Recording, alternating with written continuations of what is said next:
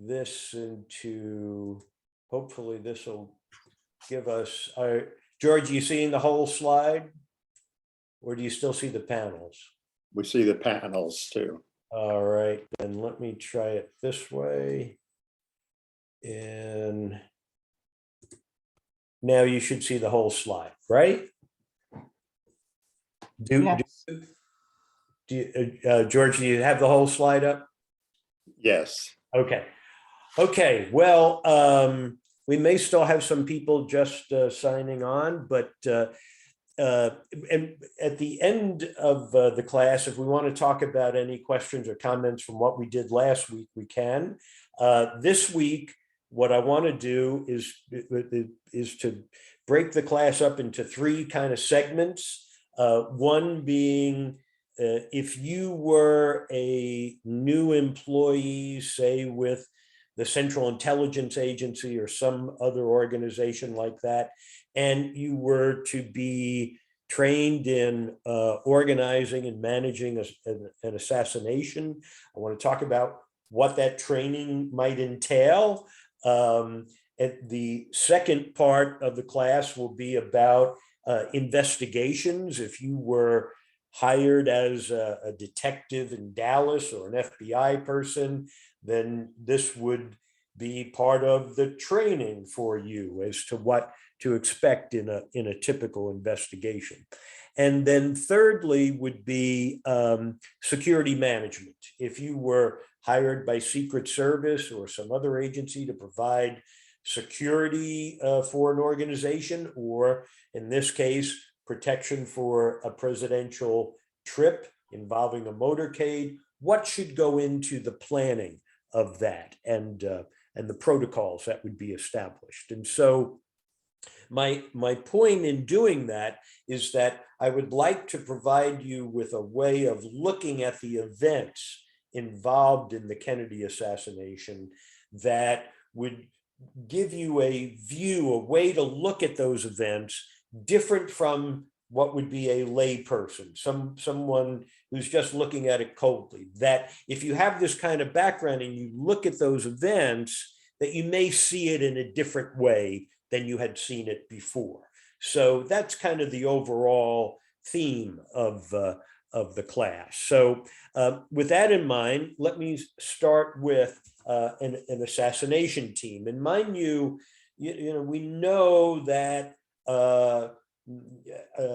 during World War II, the phenomenon of intelligence became very important. And so military planners, government leaders, they realized we need to develop intelligence. And it was, it was kind of a on-the-job training phenomenon that happened. Many of the people came from, some of the top universities, and they developed really a system of being able to discern what are the Germans doing. And so at the end, and that was the Office of Strategic Services. That was its name at that time. And it was headed by Wild Bill Donovan. At the end of the war, it wasn't entirely disbanded, but it was uncertain as to how the US government would continue an apparatus for developing intelligence. And under Harry Truman, they created the first Central Intelligence Agency. One of the people who was involved in the intelligence during World War II was Allen Dulles. Allen Dulles, brother of John Foster Dulles, who later became Secretary of State. Allen Dulles became the director of the Central Intelligence Agency. Both of them were raised in a family that many consider to be the first lobbyist. They established a center for government officials who were out of power because of an election, but they needed to keep, employed and retain their contacts. and monetize it. So, and they became housed under Sullivan and Cromwell, a law firm that became a very powerful lobbyist firm. And so during the early years of FDR, when the government, US government, was expanding dramatically, it was John Foster Dulles who said to the titans of industry, just resist it. Just don't go along with whatever they say.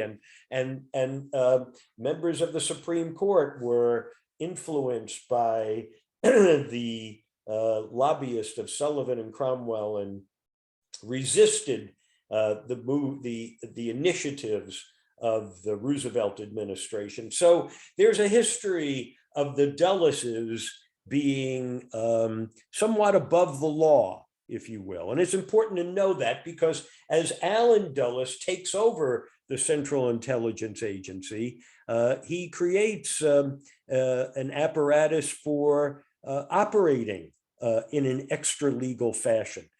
So you had overt actions to develop intelligence, and then there were covert activities. And one of the lessons that was derived from World War II was that the ends can indeed justify the means. And we could talk about that as to how that kind of thinking was there when we dropped the bombs on Hiroshima and Nagasaki. So what you had is this mindset of whatever we have to do to control the world, we will do it. And so we engaged in things like assassinations. The murder of Lumumba in the Congo was pretty, covered up certainly at the time, but was revealed in investigations that took place in the 1970s and 80s. Arbenz in Guatemala was also killed,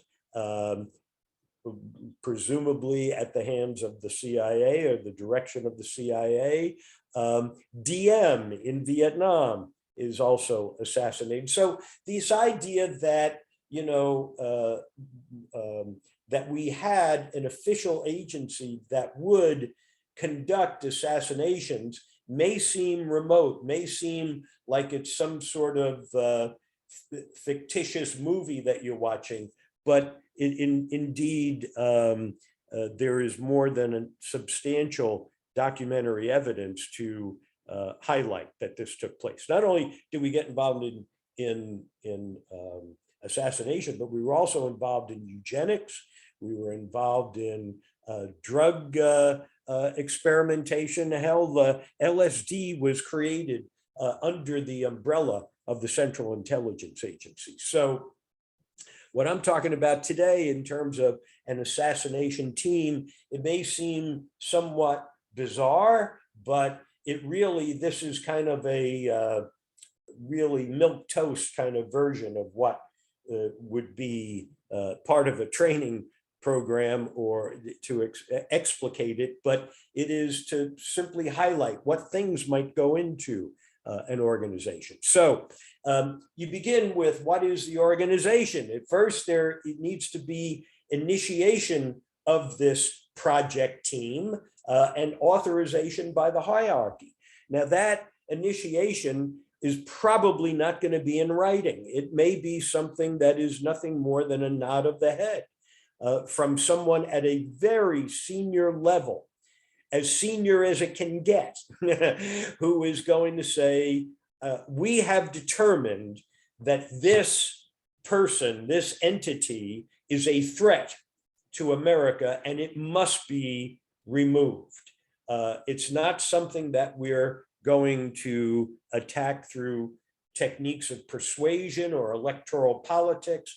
We have decided this is a cancer and this cancer must be removed. And it's important to recognize that that kind of thinking is a direct byproduct of World Wars I and II. So it would be at a high level, that would come down to the next level, and there would be a project management entity which may involve mid-level managers, planners, and organizers. And these may be people who are working for a company external to the government. So there may be several layers removed. And this is also an entity that is operating within the classified information realm of government, so that they are well trained in compartmentalization, that people get to know information on a need to know basis. You don't need to know everything. We're not here to do lots of communication and team building and get to know each other and what is our, mission statement and all that. That's none of that is within this world. This world is, you have a task to do, you do that task, and you really ask no questions. So you have this project management team, and what this assassination team is going to work on is creating who will be the assassins.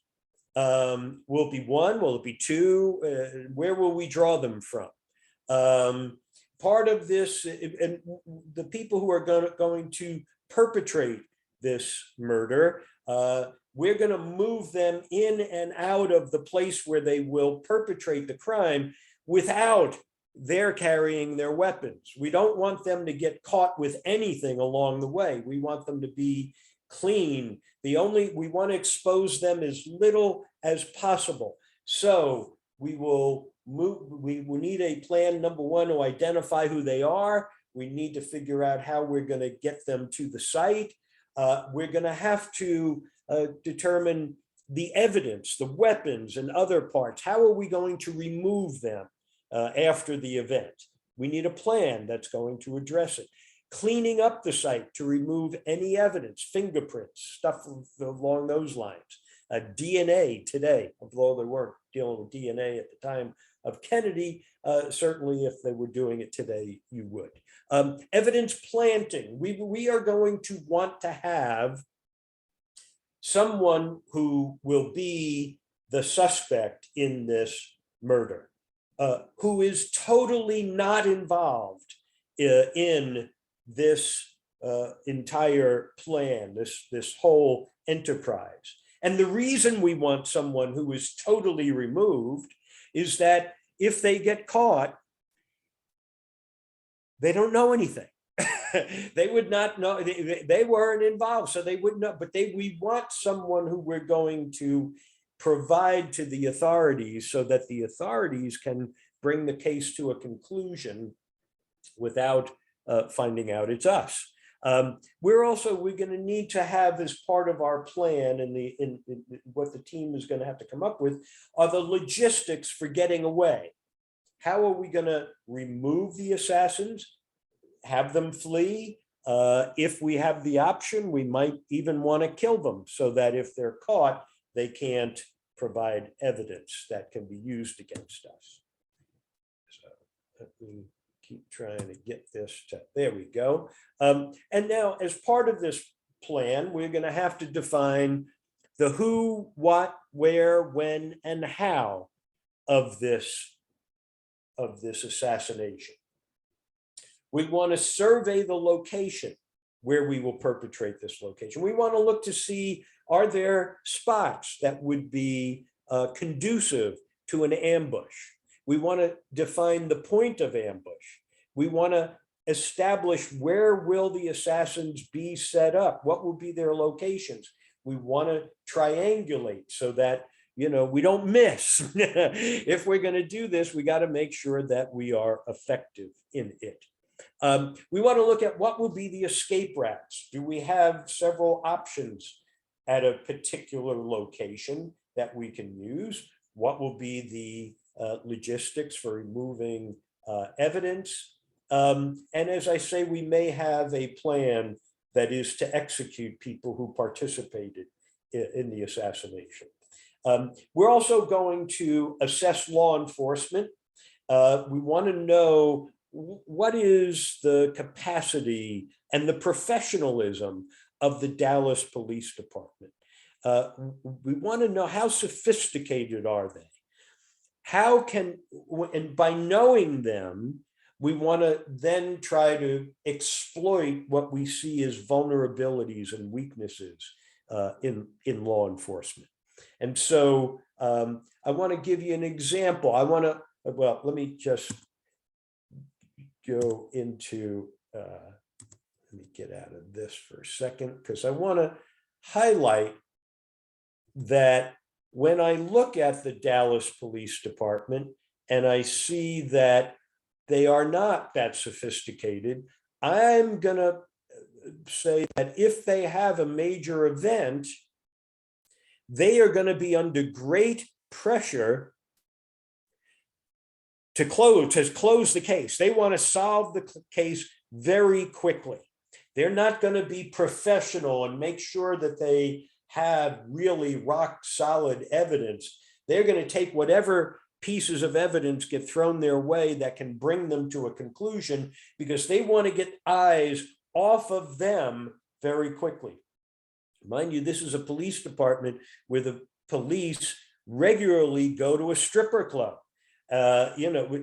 Police ought not to be in those kinds of places, but the Dallas police do. And why is that? Because they are not that sophisticated. And this is going to tell me a great deal about them. I want you to see the interview with the police chief shortly after they have Lee Harvey Oswald. Able to place this man in the building on the floor at the time the assassination occurred. We have been able to... I want you to understand what he's saying. We have a man who was on the floor. That doesn't lead you to a conclusion of anything, but this is very important to him. To establish the fact that he was at the window that the shots were fired from. We have been able to establish the fact that he did order a weapon that is similar, and we feel is the weapon that was used. It establishes beyond a reasonable doubt in our mind that here is our man with our guns. Lee Harvey Oswald, 24-year-old admitted pro-communist, has now been... I'm sorry to be interrupted like this, but I'm going to go back and play that over again, because I want you to hear what he's saying. This is shortly after Lee Harvey Oswald has been apprehended. This is within hours of the murder of Kennedy. Now, mind you, they have found the receipt that Oswald received in purchasing the weapon. Now, as an investigator, right, as an investigator, you have to dig for a while before you come up with that kind of evidence. Was Lee Harvey Oswald carrying the receipt in his pocket? This is something that he bought a long time ago. Where did this receipt come from? So what I'm suggesting is that a piece of evidence that you would normally have to work for a while to uncover, they got it in a very short period of time. That suggests to me that, again, they want to close this thing they want everybody to think we've got it under control. The way things are going at the Homicide Bureau, Dallas Police Headquarters, is the fact that Justice of the Peace David Johnston is still standing by in the eventuality that further charges are filed against the suspect. It's expected that charges of assassination of the president will be filed against this man in the building on the floor at the time the assassination occurred. We have been able to establish the fact that he was at the window that the shots were fired from. We have been able to establish the fact that he did order a weapon that is similar, and we feel is the weapon that was used. It establishes beyond a reasonable doubt in our mind that here is our man with our guns. Lee Harvey... Again, he works in that building. So the fact that he was on the 6th floor, that doesn't prove that he killed anyone. This is just hours after Oswald's been arrested. There is no ballistics that connects that weapon with the bullet that killed Kennedy. It doesn't exist. So how do you know that Kennedy was killed by this? We know it because we have this weapon. Again, this is really loose evidence. And for him to be that confident means it's more of a public relations conference than it is really presenting what we have as a case. Oswald, 24-year-old admitted pro-communist, has now been charged in Dallas with the assassination of the president. He's been charged with both killing Officer Tippit and John F. Kennedy. I figure we have sufficient evidence to convict him. Was this, is there any indication that this was an organized plot, or was it just one man? There's no one else but him. So far. No one else but him so far. Again, I want you to understand that's a prosecutor. He's just been charged. And he is making statements that we are convinced we got our... Prosecutors shouldn't be out there saying stuff like that. What they want to do is they are chafing at the bit to say to the world, yes, we had this crime, but we have it solved. They don't have anything solved. Okay, so I know that's what I'm going to be dealing with when this is the police department that I'm a planner of the assassination. I know that's what I have on the other end. So I'm going to exploit that as much as I can. And so I'm going to come up with these logistics. I know they're anxious to get all this stuff. Now what I want to do is I want to throw stuff into the mix that's going to further complicate it. For example, when I want to really wreak havoc with a police investigation during the event, a technique that is sure to get attention, that'll be killing a cop. And that's what they do. They wind up killing Officer Tippit, right? We know that is a part of the events that unfolded that day. Let me share with you, stop sharing, window is closed, okay. Let me get back to this one here. Come on. Okay, there we go. Come to that one, share screen. Okay, George, you should see the roadmap. Yes. Okay, so Officer Tippit gets murdered. Now, after the murder of Kennedy, we'll talk about, we talked about it last week that Lee Harvey Oswald went to his boarding house and then went to the Texas Texas Theater. Here's the Texas Theater. Here is North Beckley, where, let me pull this back just a bit. Here's where Tippit gets killed. Here is Oswald's boarding house. So he has to go to the theater. He has to come down Beckley, right? He has to come to Jefferson, turn on Jefferson, and go to the theater. But what does Oswald do? He comes down Beckley and then decides, you know what? I think I'm going to take a little detour. Look at this detour that he's taking, right? He's taking a detour up to where he's going to kill Officer Tippit. Well, what exactly is going on there? Why would he do that? This is, again, he's only has to come down Beckley, get over to the Texas Theater, but he doesn't do that. He's going to make a turn on 9th and come over to where he's going to kill Tippit. And so what I'm suggesting at 10th, here it is, here's where he comes, 10th and Patton. This is where he comes to kill him. Why would he do that? This doesn't make any sense. because he can easily get over to Jefferson by simply going straight down Beckley.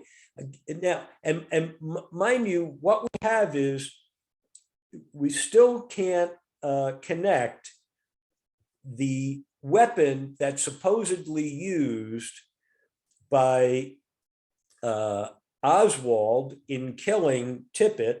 We don't have ballistics connecting that weapon to the bullet that's taken out of Tippit. We also have different descriptions of the person who shoots Officer Tippit, different clothing. So, but again, it throws it, I know that they want to solve this case, and there's going to be these discrepancies and complications. They're going to blow right past them and take out of it what they can to be able to conclude this is who committed this event.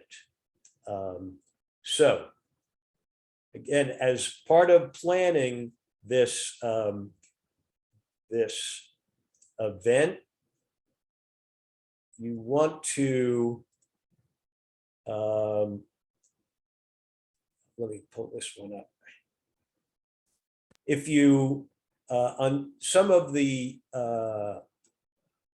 materials that I've sent you, you can click on like the Mary Farrell Foundation, and this is one that you have to pay to obtain, use her service. But she's is a central place for the documents related to the assassinations of King, Kennedy, and Robert Kennedy.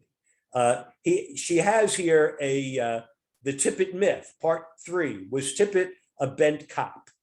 Was Tippit a bent cop? And what that's to show you, you can read the essay, and it's basically, no, that ain't the one that I wanted, sorry.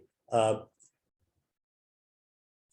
that is to highlight, if I can pull it up here, that you have researchers who have looked at, was Officer Tippit involved in drug dealing?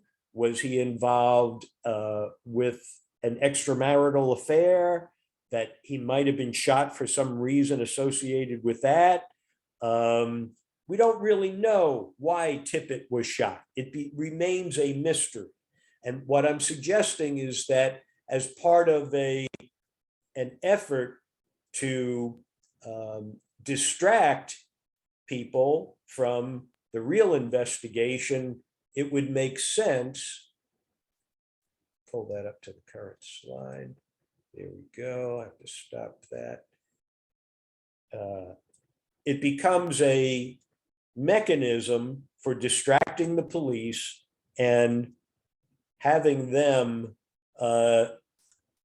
use it as a way to support their contention that this is our suspect, this is our man. Look, he shot a cop, he shot the president, we've got the weapons, we've got the evidence, case closed. That's what you really want. I know that I'm going to have a police department that is going to be chafing at the bit to say case closed. So part of this assassination plan, if the who is JFK, the what will be assassination, where will be Dealey Plaza, because it's the only spot for an ambush to take place along the whole motorcade route, when will be during the motorcade, and how will be an ambush crossfire. The logistics, I'll have a separate team that will deliver the weapons that will be used for the assassination. I have a separate team. The team that delivers the weapons won't be the same team that goes in to remove the weapons after the event. The assassin team will be separate from the people who deliver the weapons. And I will have an escape plan. As we looked at it last week, right near, close to Dealey Plaza, we have a Union Station. We have places where we can have getaway cars. We also have the back parking lot to the school book depository, where I can open a trunk and put weapons in there for removal later on. I can create chaos through as a part of the plan, which is killing a police officer. And I will already have a patsy set up who I will give to the police as the person who did it. And that person will have nothing to do with the assassination, so they are unable to provide any evidence. I will also plant evidence. I will lay breadcrumbs so that police will find the evidence that I want them to have, and I will make it easy for them to get to the point where they can say, case closed. Okay, so that's the assassination planning that would go on. I know it's kind of a, not all that detailed, but this is just to give you a flavor for what might go into a plan. Okay, now in an investigation, let's talk about, now you're investigators. I want to train you to be investigators. In an investigation, you look at the who, what, where, when, why, and how. And so what we have is who is JFK, what was an assassination. Mind you, it's important to make a distinction between being murdered or assassinated, where an assassination involves a sophisticated plot. Where will it happen? Dealey Plaza, the perfect spot for an ambush. When? Noon, with an open, where it's open and there's a crowd. Why? We don't know why. We don't know why.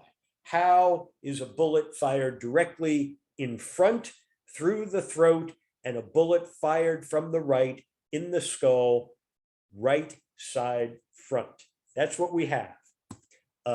So the crime scene, what we want to do as an investigator is you want to look at the crime scene to see what is the story that is suggested by the crime scene.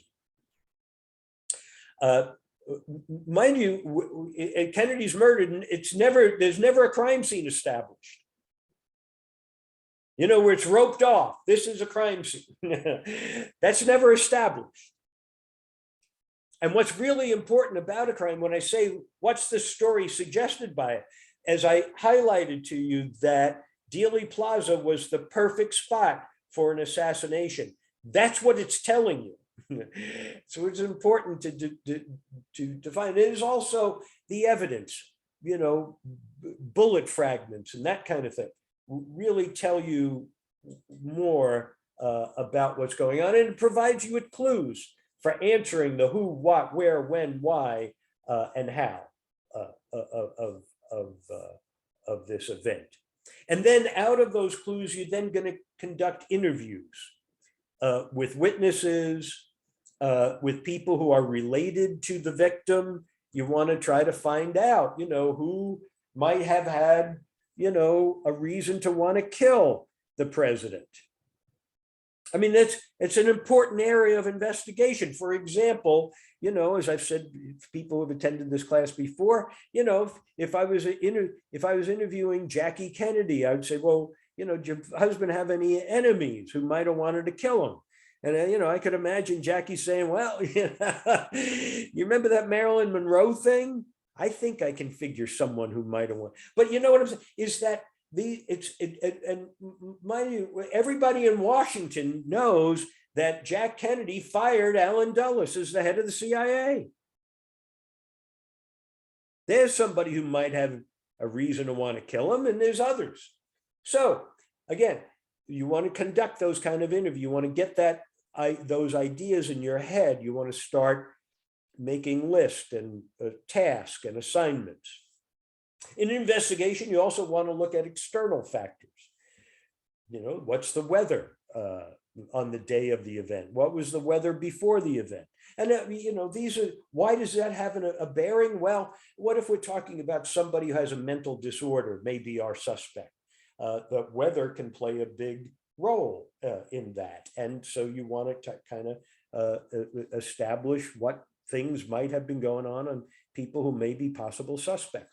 The time of the day of the week, the day of the month, all of those factors are external, but they can come into play important parts in an investigation. You also want to look at current events. What's happening around that might, contribute to this event. in current terms, it would be social media. What's trending on social media? What are possible triggers seemingly unrelated to the attack? Possible triggers that are unrelated to the attack. Take somebody like Hinckley, who attacks Reagan. Wouldn't he go after Reagan, or, you know, the guy who killed John Lennon? I mean, what I'm just saying is these are people who, you know, they've attacked someone, but it's not from something that they necessarily had with that person. And mind you, as a part of an investigation team, what you're doing, as I mentioned in the last class, is that you have a piece of evidence, you have another piece of evidence, you don't have them connected. So you come up with theories, you induce into it, I think this is what might have happened, to connect those pieces of evidence. Or you deduce that, well, we have A and we have B, so it's probably C. So, but you're coming up with these theories and you're going to investigate it to see, does it hold up or does it not? And you start questioning people and looking for evidence to support it. You look for internal factors, things that were provocations. What drove someone to rage? Could it be a mental dysfunction that we're dealing with? So these are all parts and pieces that would go into an investigation, and you're looking to establish patterns that would provide evidence that lead to what could be the inevitability of the crime that was perpetrated. So as investigators, this is how you would approach this. And so you're looking for, you know, as you delve into this investigation, the what is clearly he was assassinated, not murdered. This was a sophisticated plot. And when authorities recognize this as a sophisticated assassination plot, then the anomalies start to fit into the puzzle, meaning Officer Tippit doesn't fit into the puzzle. It doesn't make any sense for Lee Harvey Oswald, who's going to go from his rooming house to the theater to do a detour and then go and kill a cop. Then it just doesn't fit. But if you're putting it within the context of a sophisticated assassination plan, then it does make sense. And if you don't define it as a sophisticated plot, then those anomalies, they do not fit, and they, you know,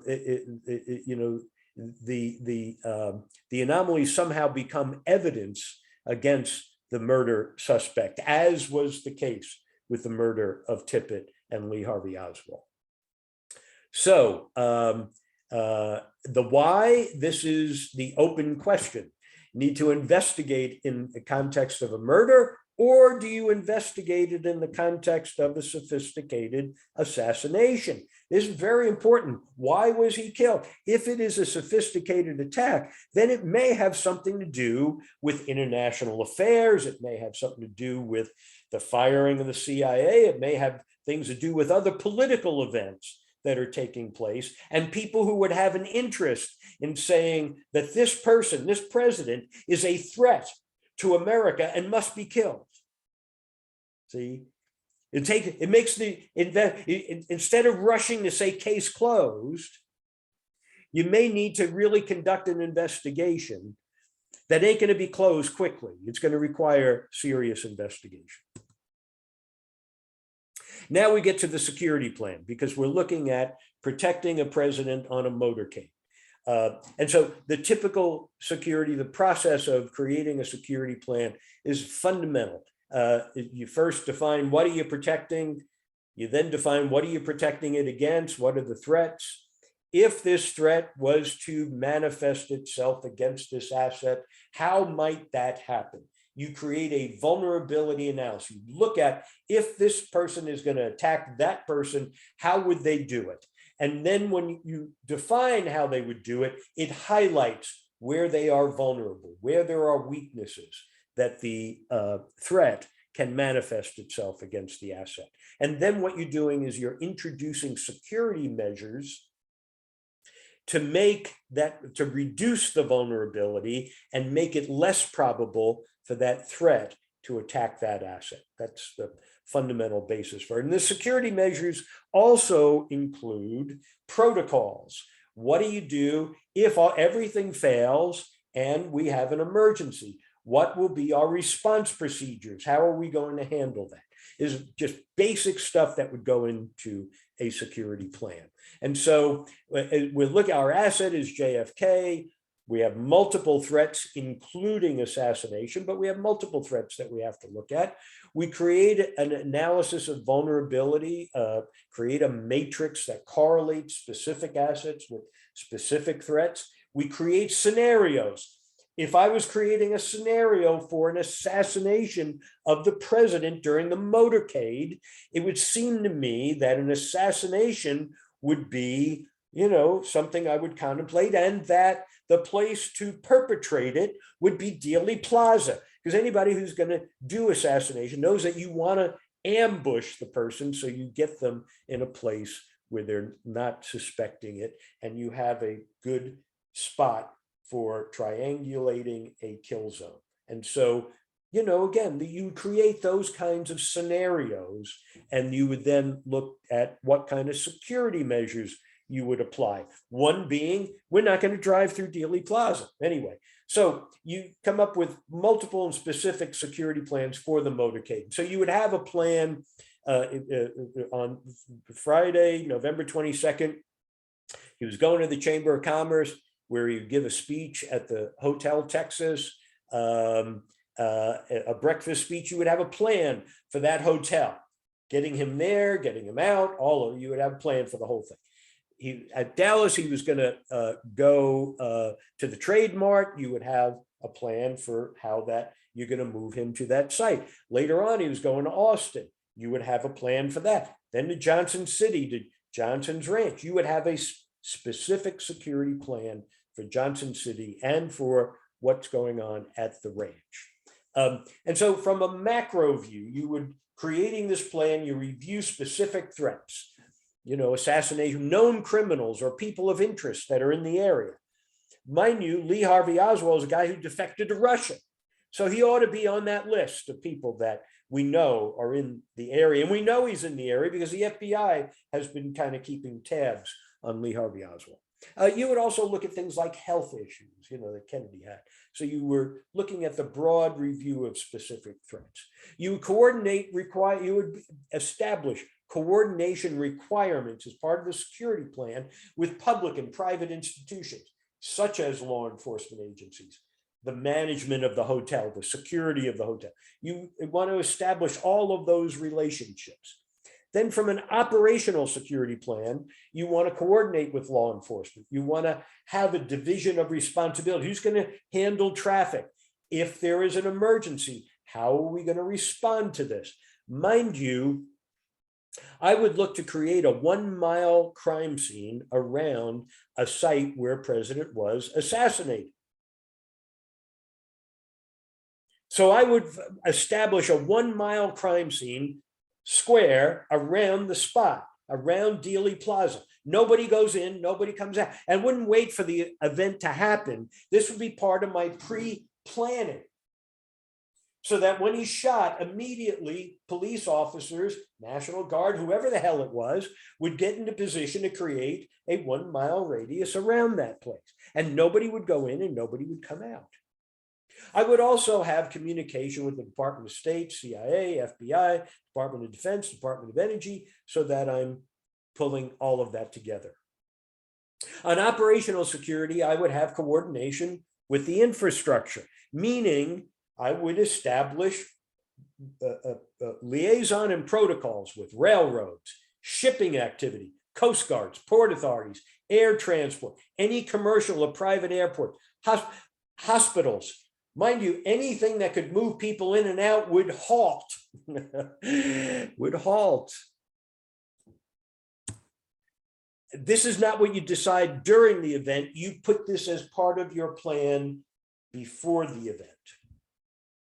And then the physical security of the caravan routes. Are there railroad crossings? Are there bridges and tunnels? ambush locations, sniper locations. Not only do they drive into Dealey Plaza, but they then go into a railroad, a rail trestle, under a trestle. And there are bridges and tunnels along the way. I have to tell you, when I would do stuff for executives, I would plan how they drove to and from work and what times they would drive to and from work. And this is fundamentally basic. What I would never have them cross railroad tracks. So you would have specific details for the 5 locations that I mentioned.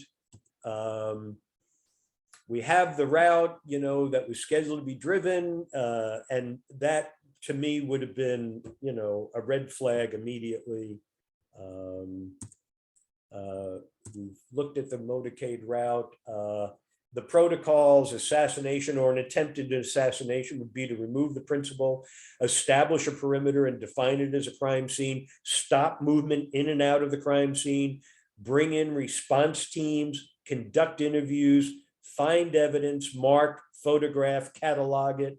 This is fundamental. Security plan is fundamental investigations. We looked at the motorcade map. I wanted to highlight another video with you, but I wanted people. We've looked at the video of Kennedy being shot. May not show that again, so we have time more for discussion. But I want to highlight to you. There we go. There's discussions about. No, let me get it right here.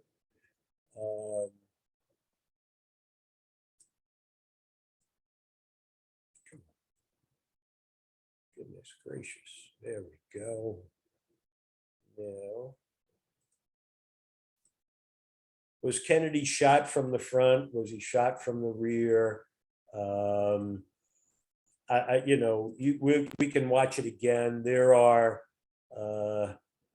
there's a front, not a front line, a Nova documentary that is, going to tout that he was absolutely shot from the rear, and we have these ballistics experts that are going to prove it. And I have an excerpt from this Nova production that we'll look at later on.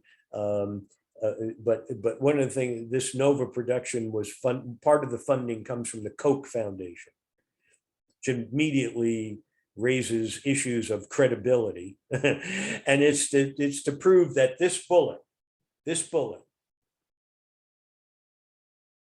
went through Kennedy into Connolly, hit bones, changed direction, and came out, and this is what it looks like. And that, when the president was shot, Nally's, this researcher says, Kennedy's head exploded as the film so graphically shows. Nally's model shows that the wound wasn't where the bullet exited, but where it entered. It demonstrates that a temporary cavity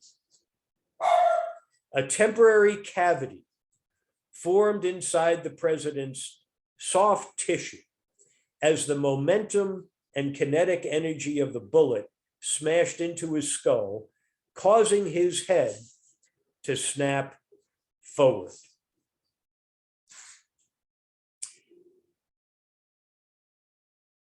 A cavity. The bullet hits his head and there's a cavity, and that cavity pushes his head forward. You don't see it going back. It's just nonsense. But that's what we have for, and you can read some of these things. I have them linked in there. Okay, George, I think we can open up for comments, discussion. Okay. Well, now it's getting exciting. I know this was more lecture than videos, But that's the nature of this class. So. Okay, folks, we can turn our video back on so Sal can get a look at everybody, and you might want to go to gallery view. I can tell by the looks on some of the faces, John G looks like he's got a question ready. Now I know why Sal has such a loyal following, because some of you have taken this before and you want to stay on his good side. All right, see, I wasn't hallucinating, John. You can unmute. Okay, can you hear me? Yes. Yep. Yeah, I have two questions that aren't related. The first one was about Officer Tippett. And again, I was quite young when this all happened. I really have not spent any time looking into all this. I mean, familiar with the story, but so I appreciate you going over all the details. Does it make any sense that this officer could have been tailing Oswald and he became suspicious, and that's why he went in this different direction to try to avoid this officer and try to get away from the guy, and then the guy confronted him and they had a confrontation or something? And that's why he didn't go, you know, in a straight line to the cinema movie theater? I don't know. There's you know, again, since the investigation was as flawed as it was, you don't have interviews with people who may have seen something along the way. But yeah, it's an interesting theory that Tippett might have been following him and Oswald tried to get away. You know, it's sort of you know, the fact that he's off on a residential street that is a significant detour from where he was going, to me suggests that Oswald didn't do the killing. Particularly when the weapon that he's found with, Right. They can't connect it to the bullet. Right, I'm just trying to, you were saying, why does he go away off that street? I'm just throwing maybe. Yeah, no, I understand, right. And but let me just say, as investigators, this is what we do. You know, I mean, you come up with ideas like that, and we debate it, and you know, sometimes we'll invest some time in it, or we'll say, no, that's crazy, you wouldn't do that. You know, that's what investigators do. So all nothing's nuts. Everything is nuts and nothing is nuts. Right. So you want people to generate that kind of thing, and you want to have an environment of investigators where you can argue intensely, and everybody knows this ain't personal. You know, Right. And really, and you know, I've been work with a lot of investigators, and I mean, these are strong-willed, you know, people, and so you know, you get into these knockdown shouting matches, like you're nuts or whatever, you know. But that's the kind of thing where we need those kinds of theories, so we can then have something to go and investigate. But my take on it, and particularly because Oswald is given a paraffin test after he's arrested, which shows he had not fired a weapon. The paraffin test has some flaws in it, and the FBI took it and they brought it to their labs so that they could apply a nuclear test to, you know, what was left from the paraffin test. And again, it comes up negative. So, you know, again, I don't know who did it or who didn't do it. I'm just inferring. My inference is Lee Harvey Oswald had it right. He was a patsy. And he wasn't involved in a damn. And mind you, if he was, you know, people would say, well, couldn't he have been a shooter in the school book depository and still be I would say absolutely not. Whoever I'm going to, when I say absolutely not, if it's my project and I'm the project manager, absolutely not. because I want to hand them someone who knows nothing, Right. totally removed. And he said he had no idea once he got arrested. So he Right. was- And then I'd want him killed within the next day or two. And again, and because I have a police department that I know once case closed, once he's gone, forget it, it's done. So another quick question, although it's probably not a quick answer. You know, the other thing, I really enjoyed the beginning where you went step by step into, you know, this whole thought process.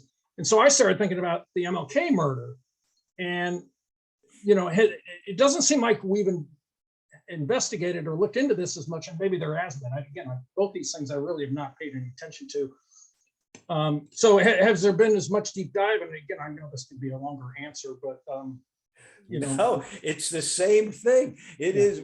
I have a class on the MLK murder. Okay, and you do. We can Okay, redo okay, that okay. because there's all those questions about it. Again, we don't have a ballistics match between James Earl Ray, the weapon, and the bullet.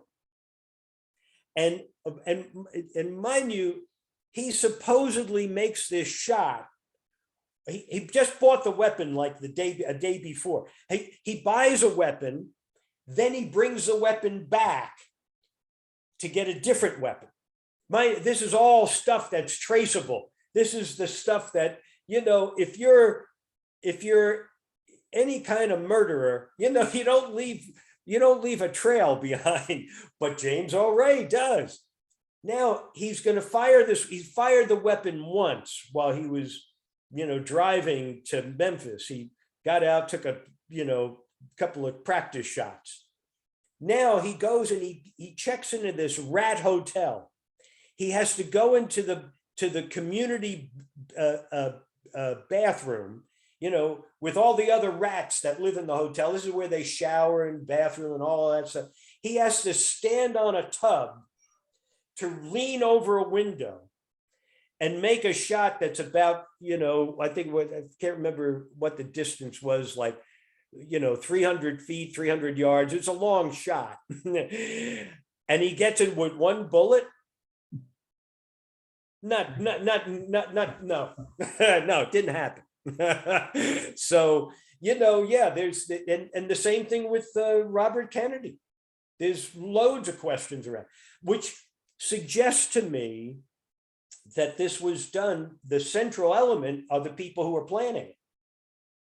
It's sophisticated murders, and it's by people who believe that these people are a threat that must be eliminated.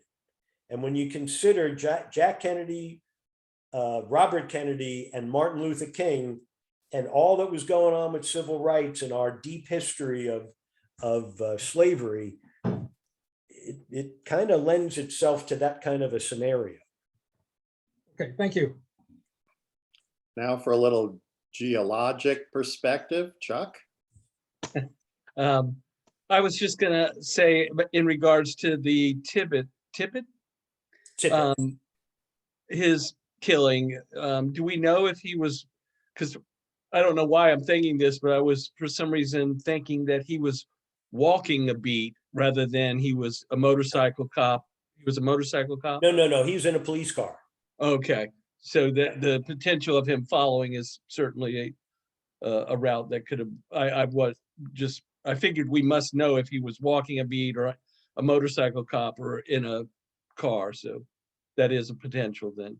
Yeah, my best guess on, and again, it's a guess, my best guess on Tippit is that he was waved down and the killer walked up and killed him.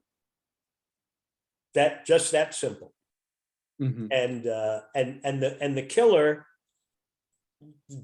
was not given any kind of reason why you got to kill him. Just go to this place and wave down this cop and kill him. And they knew, and it was someone who had some connection to the police because they had the ability to know where Tippit was. Carol? I think a lot would give you a better understanding of all the things that Sal's talking about if you read the book, The Brothers. Mhm. It's about two brothers. The Help Dulles, me out here. the Dulleses. The Dulles, and yeah, how John they Foster grew and up, Adam. Right. Yeah. and how they belonged to this law firm in New York City. Sullivan and Very, Cromwell. very conservative. And they were into government control, putting people into government, taking people out of government. They really thought they could do anything they wanted to. And this law firm had a lot of people that they put into government and a lot of people that they took out of government. Mm-hmm. And they would have had no scruples at all at taking out these men. Absolutely no scruples. So if you want to read a good book, read it's just The Brothers. It's not Two Brothers, is it? Sal? No, it's The Brothers. It's by Steven Kinzer, who was a New York Times reporter. And he's done several on the CIA that's quite good. And Alan, he spied for the United States over in Germany. Right. After the war and during the war. And I mean, even then they were evil. Yeah, well, they helped retrieve some of the Nazi spies, some of the Nazis who were involved in eugenics. They got them to escape prosecution and come to America and be redeemed. Yeah. Linda asked a question about the killing of Tippit, and why was Tippit a threat? What I'm suggesting, and again, I'm just suggesting it, I don't have evidence to prove it, is that he wasn't killed because he was a threat.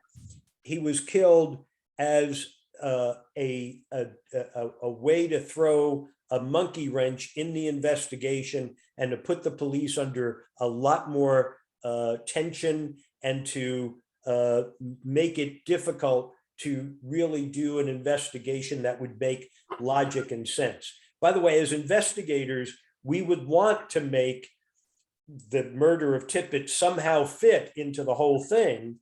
And we would think that's not logical, that's not reasonable. Why would they do that? And it's very much to throw a curve into the investigation if it's a sophisticated assassination plot. Ralph? Hey, just along the same lines as what you were just talking about, that book, another book that has a lot of information that's very interesting about who would have wanted John Kennedy stopped and killed is James Douglas's book, JFK and the Unspeakable.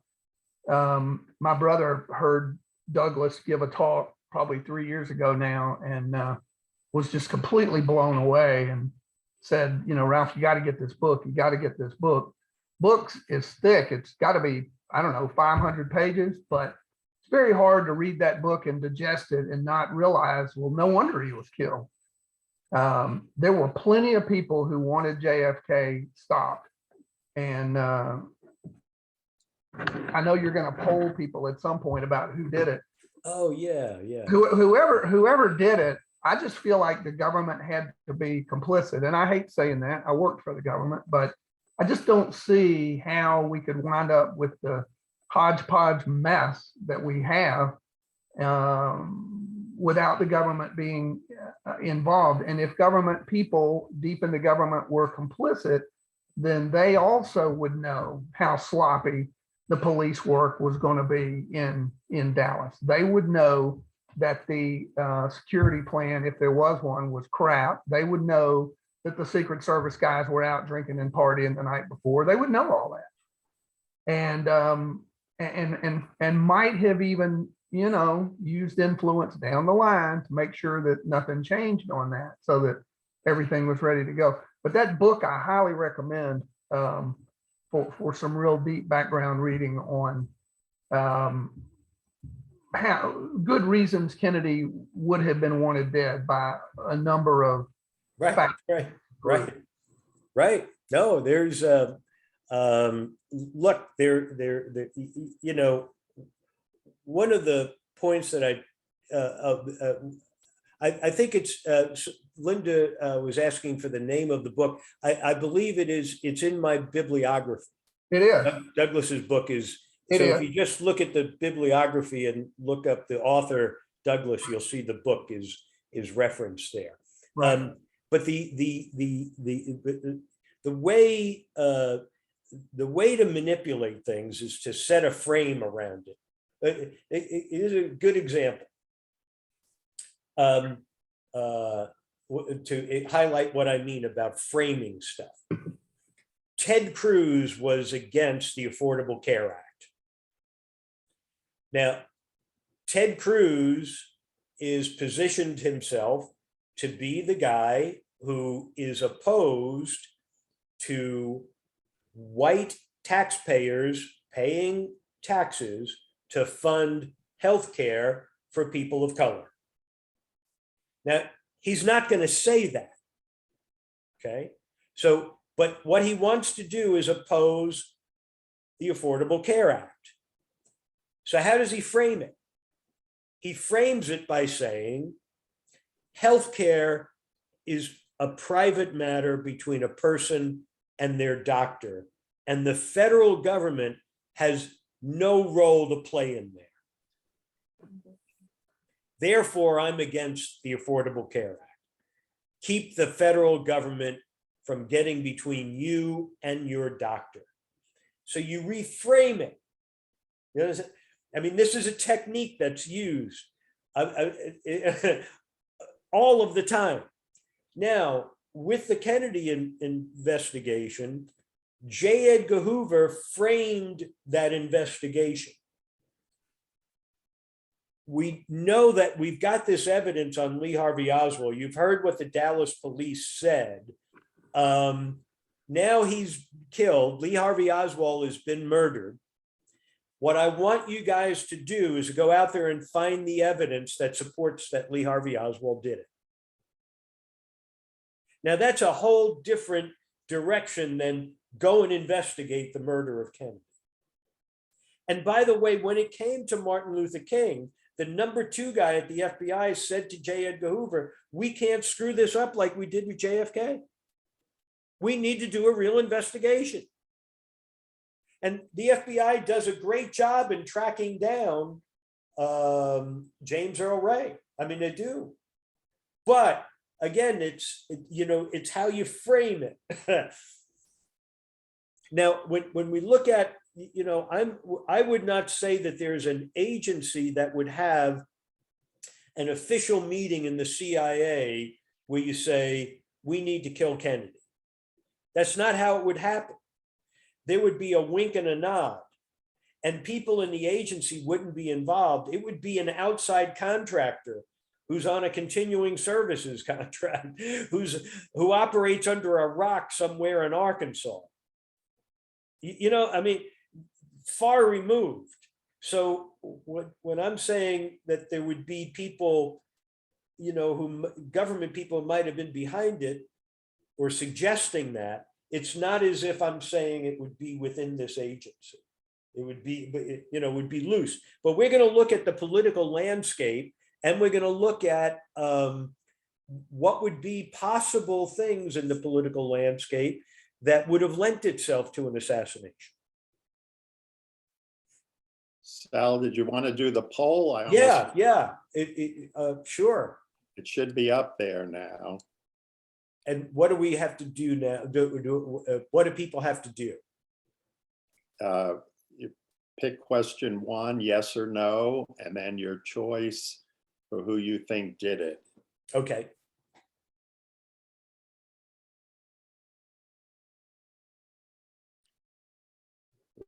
Percent say no, he didn't do it. No, there's evidence.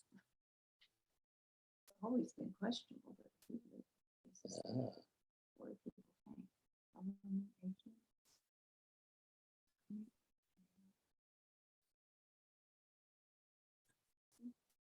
While we're doing that, George, can we take the next question? Well, that's it. You got just the 2 questions. It's No, no, no. I mean, I'm sorry. Frances has her hand Francis, I'm raised. sorry. Can we continue the discussion while the poll is going on? Go All ahead. right, so my question, can you hear me? Yeah. Has to do with the central theme of discussion that you are, that guides our look into this particular event. And that is, and if I understand correctly, that there were drivers, forces that came into being after World Wars I and II, and that were a reaction to what was perceived to be the overarching reach of government, that basically became anti-government in their perspective, and that those drivers were the forces behind the events that we have seen throughout history since that time. Because you keep saying that for the last 50 years, we've been moving in an anti-democratic direction. You've mentioned 3 events today, the Kennedy assassination, Robert Kennedy and Martin Luther King. First of all, is my premise correct in terms of the thesis that you are using as the backdrop for all of this? And have there been other examples or other events that reflect this movement that has been occurring for the last 50 years or more? Yeah, no, exactly. If you follow the thread of my classes overall, it is to get into the broader macro picture and see that really this human experience becomes dominated at a certain point by cotton, capitalism, and slavery. And it creates enormous wealth and enormous power. Not just America, across the globe. The single most important economic activity evolved around cotton, slavery, capitalism. Those 3 things drive the world for 500 years more. And so what you get is America is just a part of that. And the people who were of great wealth and great power, along the way, they never wanted to give it up. They would never, even, you know, we get to a point of a civil war. What happens? We come out of the Civil War and they remain in power. And so they have it is, we are above we are the law. And if anything comes and threatens it, we have a right to eliminate that threat.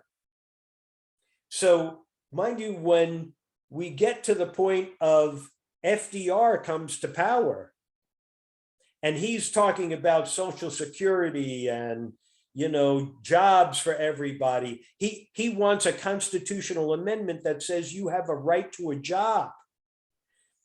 These folks are terribly threatened, and they go to war against FDR. This is before World War II. They are at war with FDR. And I mean, FDR has to get into a fight with the Supreme Court to try to get, because they're the court justices are puppets of the powers. During and what they're seeing is, wait a minute, we have control. You guys are now, this government is starting to follow trends that are happening in Europe. They're going towards socialism and communism. That doesn't fit with us. So they're fighting against, during World War II, we had government-owned, government-operated manufacturing, produced 20% of our manufacturing for the war effort. They hated that.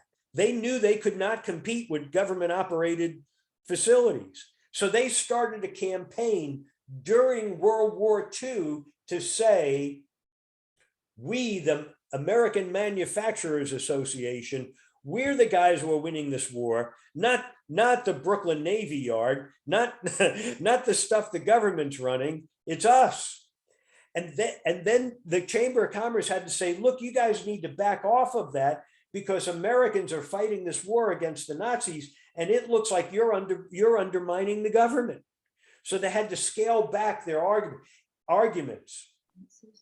FDR was being pushed to get into a public relations fight with the powers to say, wait a minute, to fight back against them. Because these guys were terribly afraid of communists coming, Black civil rights, any kind of common good program, Social Security, all of that stuff. This was a complete threat to them. So when you look at it from that broad picture, we're talking enormous wealth, enormous power. Anything that was going to put a threat to that, they were ready to kill it. And they wanted to get into a fight with the Soviet Union. They said, look, we've got more nuclear bombs than they do now. Let's get into the fight now, when we can win. There's no winning a nuclear war, but they were determined. And when we look at next week, when we look at the political events that are taking place, what are they? They're the fight with the communists. They're the Cuban Missile Crisis. There was the Bay of Pigs. We have a civil rights movement that has gathered steam from the why can't I think of his name? Emmett Till. The Emmett Till murder rocked the Casbah. And so these guys are threatened. And Kennedy is looking to say, we're going to do stuff on civil rights. Well, they're not happy with that. So, when you start looking at it from the more global picture, you're seeing this is just one event, but get out of the particulars of the event, and you see this is part of a broader pattern. And look, why would they want to overthrow the government on January 6th? They want to tear it down and put in an autocracy like Viktor Orban and others. Erdogan, what are they saying? They are saying, forget this democracy thing. We're done with it. We're taking power in a coup d'etat. So, it seems to me that it appears to me that no one understands any of that you just finished talking about. And, particularly in this day and time when we're seeing it appears that our democracy is being dismantled, right. Any remnants of it.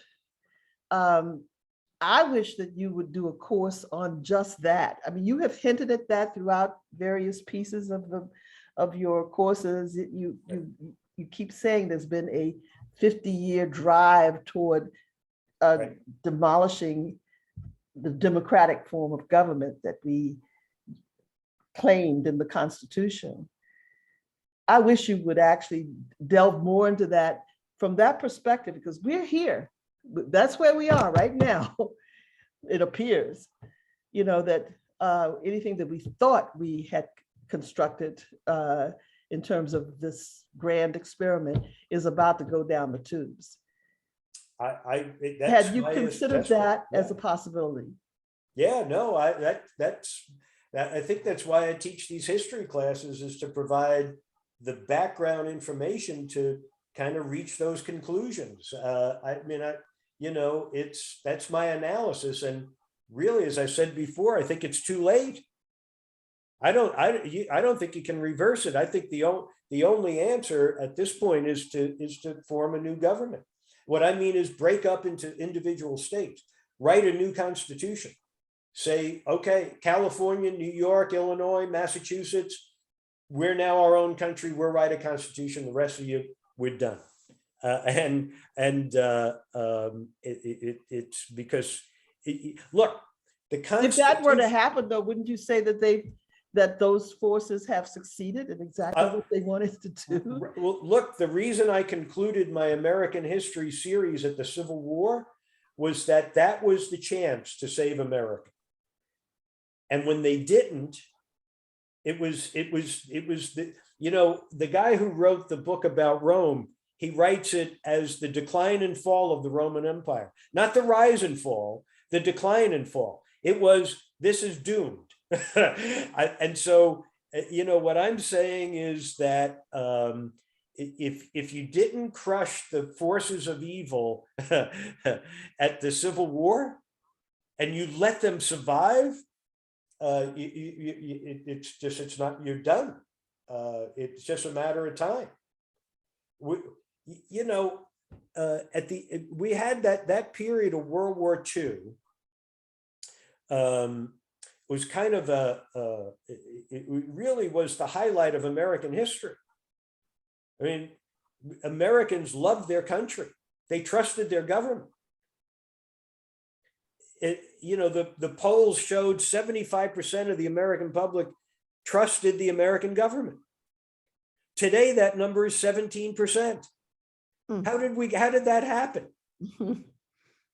So, I mean, there's a lot that's transpired over that 70-year period, and it was by forces that were threatened by a government of the common good. They want a government of the individual.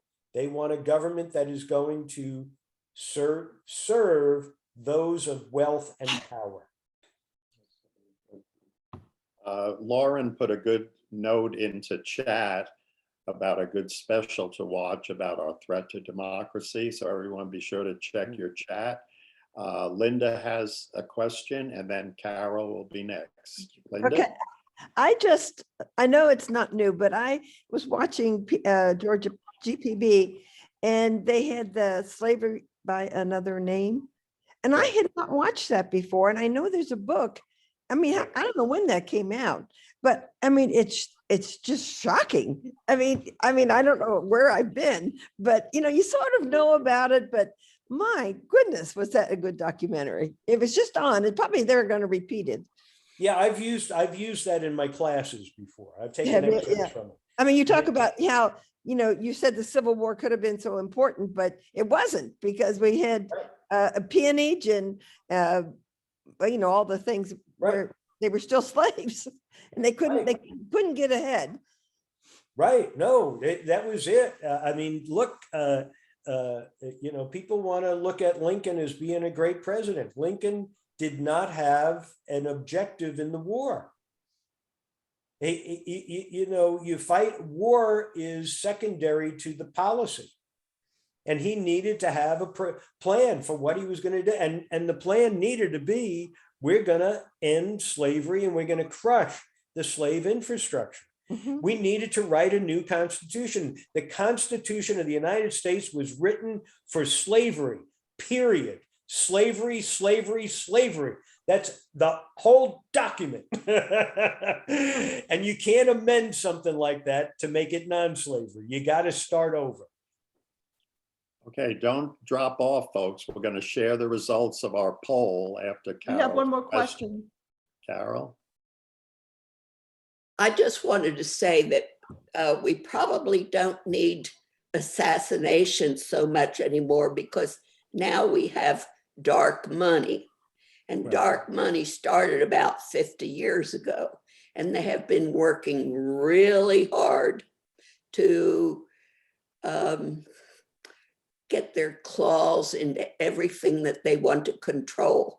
And I am talking about the Koch brothers and Betsy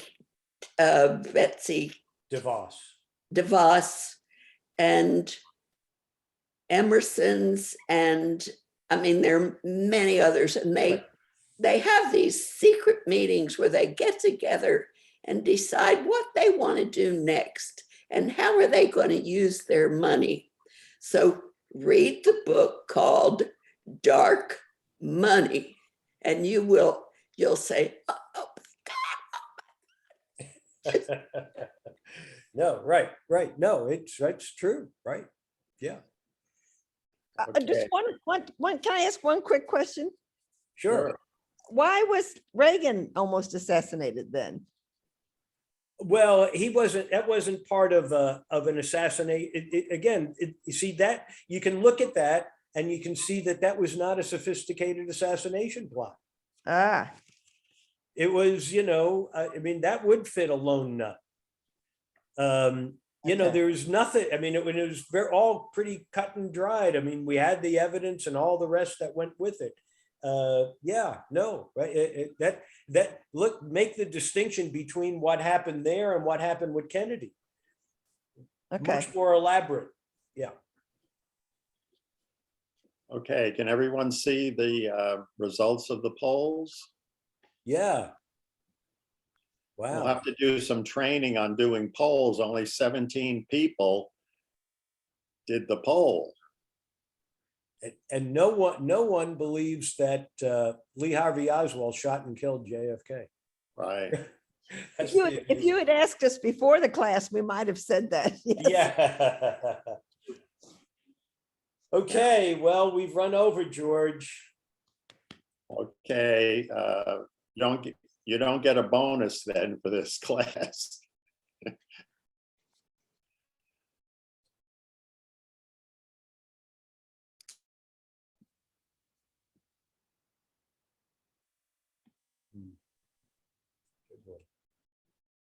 Oh, wait, I forgot to, I'm sorry. Here I'm jabbering away. I forgot to ask people to unmute. No wonder why I was quiet all of a sudden. What's next week? What are you thinking? Next week, we're going to talk about the political landscape in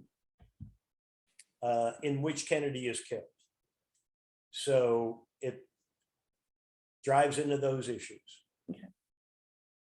Okay, let's give Sal a round of applause. Thanks, Sal. Thank you. Thank you. Excellent. We'll see you next week. Thank you so much. Thank you. See y'all. There's nothing in chat today to save, so. Okay. Yeah, see now, Sal, you had something in chat, right? No. Oh, I thought you said someone had a question. Yes, but I answered it. Something had popped up in chat, and then I answered it during the class. Yeah, see, and Lauren, you didn't see that, did you? I didn't either. I didn't see it either. It must have gone direct to him, which is fine. And I hope it was okay to share Fareed Zakaria's special. Yeah. By the time you get done with his special, you're just in a full depression, and it's just like Sal's class. Right. Right. Oh, I think it's great when you can find those things to put in the chat. A lot of people don't look at chat, though, so that's why I mentioned that. I didn't want to interrupt, but it was very good that you pointed that out. And then we forgot, so for tomorrow's class, Lauren, you want to try the poll now? Just click on the poll at the bottom. Polls. Okay. I have the one that you already had in there. So I guess we would have to No, you'll do it again. You have to do relaunched on the bottom there. Does it, there's more of Oh, relaunch poll. Okay. relaunch. And okay. Continue. Oh, Okay. that just gives you the same poll over again. Or it does for me. I'm sorry? Yes, it's the same. It just gives me the same poll over again, but just zeroed out. Right. Yeah, so then, so that's what you have to do tomorrow, is relaunch it, or, so then you do, then hit the end poll. And then you do the share results. Can you guys see anything? I can, it just, I have what's up, you know, the little box that's up. Yeah, I mean, I'm seeing it. Okay. So Sal, I didn't know if you wanted to do that at the beginning or you want to wait till the end. I forgot all about it. But... Yeah, it's probably good at the end. Probably good at the end. Yeah. Yeah, no, it's good. Okay, well, I'm gonna drop off. Okay, thank you for everything and I'll see you tomorrow. Okay, be safe, everybody. Okay. So Lauren, tomorrow you might have to tell people if they don't do the poll, you're gonna delete them from the class. So I don't know. We don't want to answer polls. I don't know that we'll go that strong arm on them, but. Well, the polls, maybe we should have said the polls are anonymous, so we don't know who it is. That might be a good thing to say. I just thought of that. Yeah.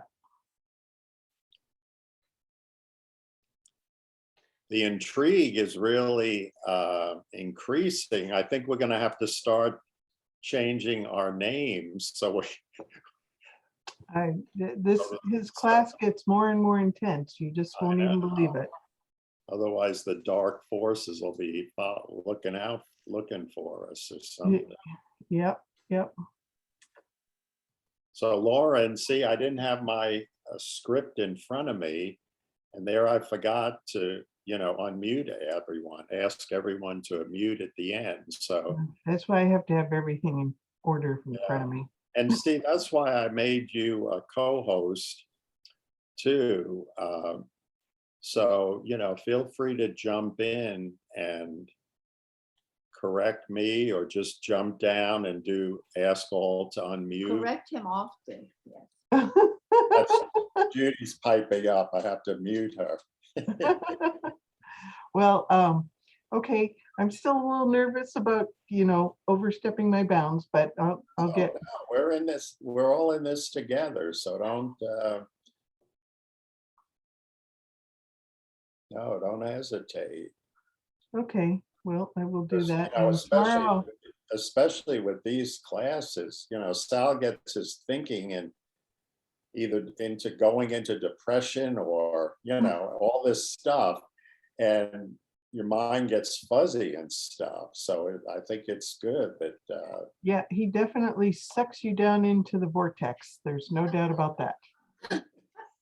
No doubt about it. We're tough. We can take it. Yeah, exactly. Well, anything else? Nope, that's good. Okay, well, if you have, give me your list of classes that you would like or not like to do, and whatever ones that you want me to fill in on, let me know and just give me the host code. Okay. And then if you have any notes on my the hosting directions, I'll take any corrections on that as well. Okay. Well, this week I'm planning to do them all. And if you're in, it's like a marathon. Isn't that a marathon in Zoom world? That must be a marathon. It is. It is. But you go into, if you can, you know, all that you can go into, and then we'll talk at the end of the week or so and see if we want to divvy them up or we both do them, as long as we do it, and sometimes you can be the host and I'll be co-host, or, whatever, but because we're all, Whatever's good for you, just let me know. It's all good.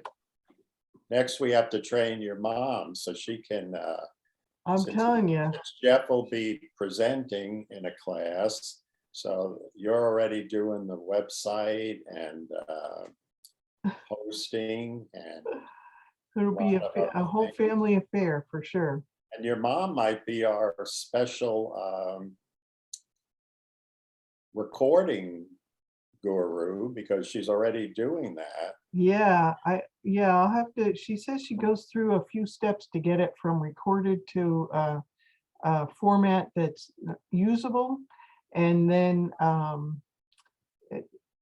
then we'll just have to, I probably can do a little, I won't be able to do it this afternoon because I have some other work to do, but they'll probably just figure out how to, make for instance, for Sal, like his own Zoom account where we throw stuff into or whatever.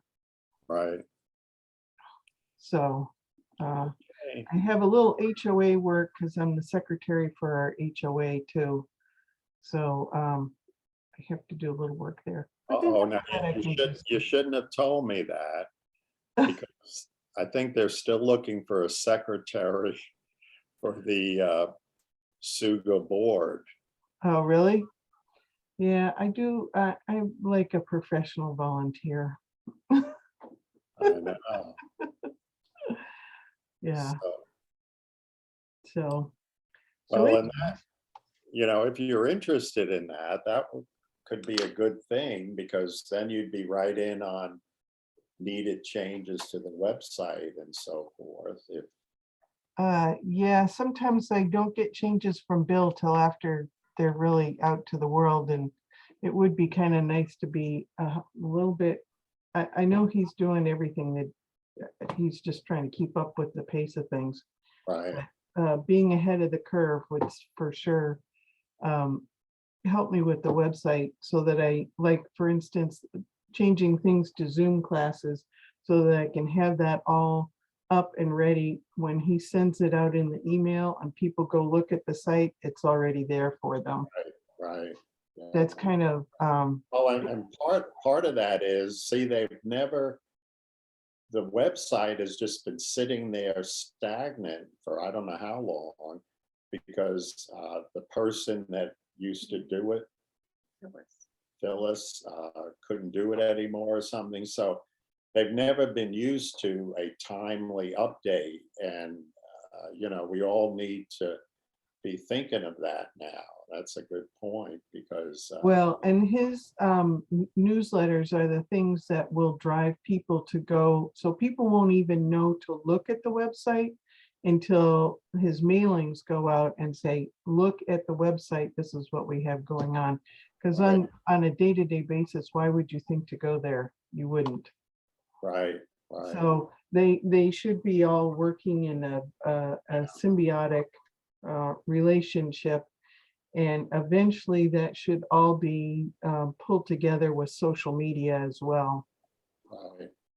And yeah, and that's a great point, because previously I tried going to the old website, I could never find anything, and so I never did. They had things hidden in all different links on different pages, and that was one of the first things I did. I mean, who knows what she had available to her for time or whatever. So I'm not saying this as a knock for sure, but that was one of the first things I did, was I went through all the pages and found all the links she had and tried to aggregate them into, kind of like things, so that it would be easier to find all of that, and then have links to pretty much all of that from the front page, so that you don't have to go searching so much. Right.